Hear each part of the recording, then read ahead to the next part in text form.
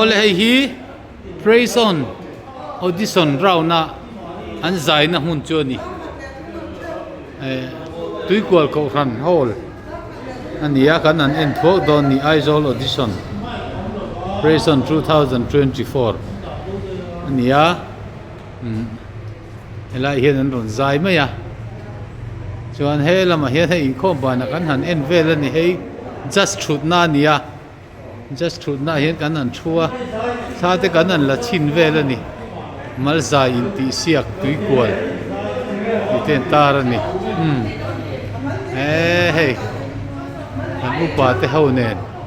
nu ho an lo kal boka le tu na audition kan tranang han zai ro le cha khan le tu non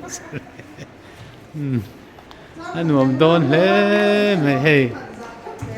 bội tê thế phone cal đón thì hay hiện hay là phone anh lâu chuộc ru lên ta tên là đón mà hẳn môi đón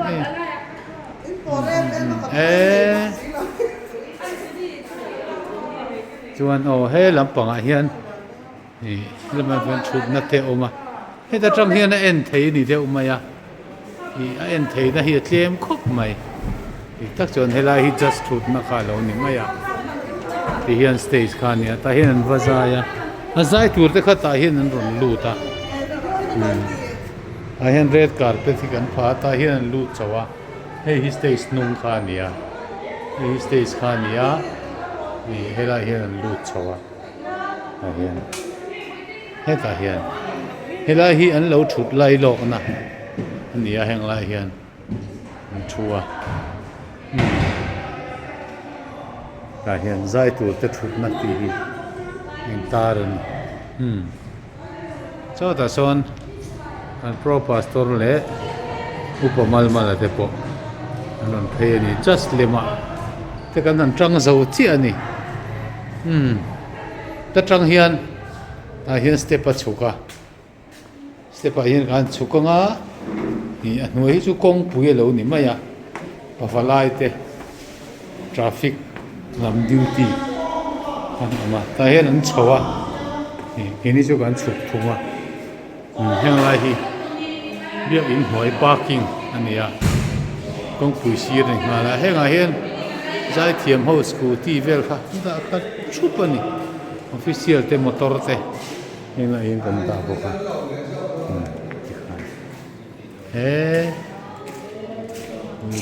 mày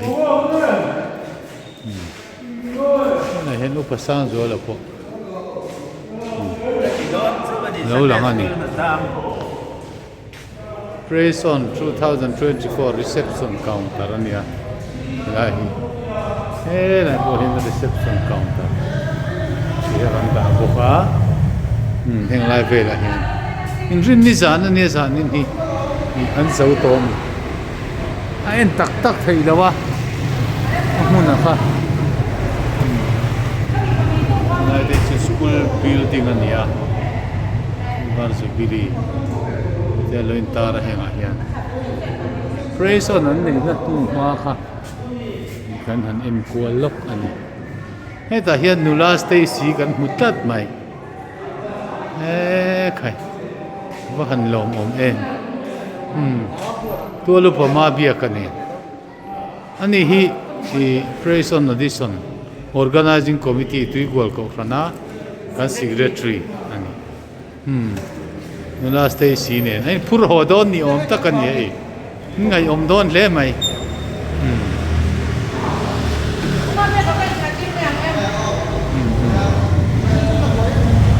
ole du to khot me ang KGP secretary na pu MK po marang seng tia ni bye bye ule hey lamron bye bye Ru Stacy bye bye